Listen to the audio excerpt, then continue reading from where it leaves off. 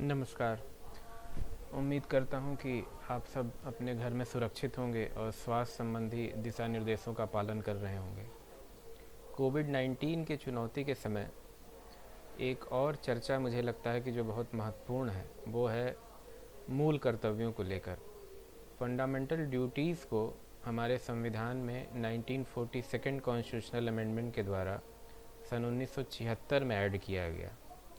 उस समय भी यही चर्चा थी कि भारत के लोगों में मूल अधिकारों को लेकर तो तमाम मांगें उठाई जाती है, लेकिन मूल कर्तव्यों के प्रति हमारी कोई जवाबदेही नहीं बनती है। तो उस समय तत्कालीन कांग्रेस सरकार ने इसे 1976 में भारतीय संविधान में जोड़ा। उस समय इसका इसी आधार पर विरोध भी होता था कि भारत जैसे देश में जहां राइट टू वर्क एक फंडामेंटल राइट नहीं है और ज़्यादातर आबादी गरीबी और अशिक्षा में है, तो मूल कर्तव्यों की अपेक्षा हम उनसे कैसे कर सकते हैं। आज के दिन में फिर से एक बार ये चर्चा रेलेवेंट हो जा रही है, क्योंकि कोविड 19 की चुनौती के समय पे देखा गया कि बहुत सारे नागरिक मूल कर्तव्यों को लेकर पूरी तरह से उदासीन हैं और सरकार के प्रति एक असहयोग का रवैया इस चुनौती के समय भी देखने को मिला।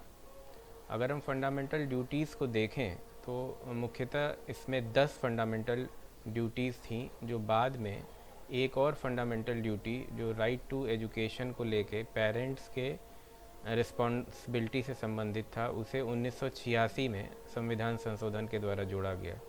तो कुल मिला के 11 मूल कर्तव्य भारतीय संविधान में दिए गए हैं। अगर हम इसकी ऐतिहासिकता को देखें और वेस्टर्न कंट्रीज़ में स्थिति देखें तो वहाँ पे भी मूल कर्तव्यों को ऑब्लिगेटरी नहीं बनाया गया है, परंतु एक बहुत बड़ा अंतर है। जो वेस्टर्न कंट्रीज़ में देशभक्ति की भावना सामान्यतः प्रबल पाई गई है और सिविक सेंस भी वहाँ पे बेहतर है, जो कि हमारे देश में दुर्भाग्यपूर्ण ढंग से ऐसी स्थिति नहीं है। इस वर्तमान चुनौती के समय भी हम देख रहे हैं कि देश के तमाम नागरिक इन कर्तव्यों का पालन पूरी तरह से नहीं कर रहे हैं।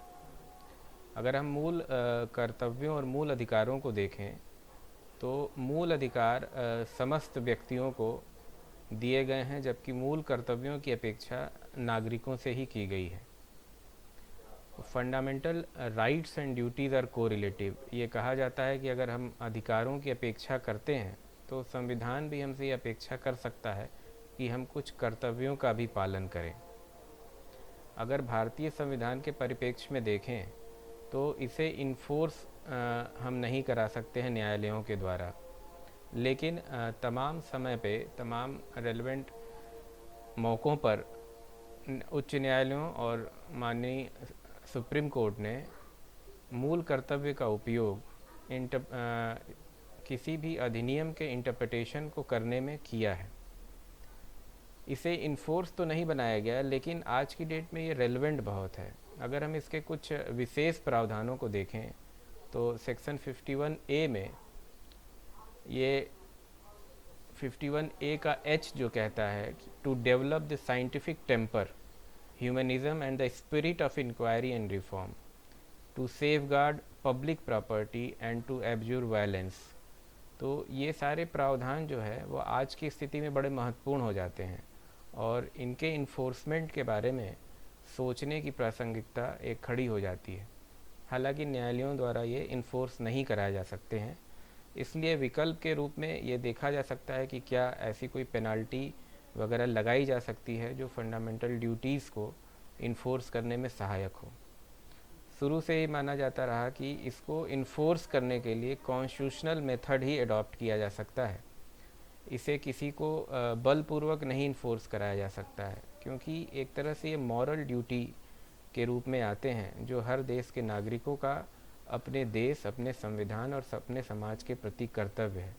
इसलिए ये शुरू से माना गया है कि कॉन्स्टिट्यूशनल मेथड अडॉप्ट करके ही हम इन कर्तव्यों को लागू करवा सकते हैं। उसमें एक बहुत बड़ा अभियान जागरूकता को लेके किया जा सकता है कि हर नागरिक, हर छात्र इसके बारे में जाने कि हमारी फंडामेंटल ड्यूटीज़ क्या हैं। इसको एजुकेशनल करिकुलम में रखा जा सकता है और इस तरह के प्रयास पहले भी किए गए हैं, लेकिन कोविड 19 के चैलेंज को देखते हुए मुझे लगता है कि इसके बारे में फिर से हमें चर्चा करनी चाहिए, फिर से इसको लागू कराने के अन्य उपाय और जो भी संभव हो वो करना चाहिए। इसलिए आज की डेट में हमें अपने सरकारी निर्देशों का पालन करना आवश्यक है।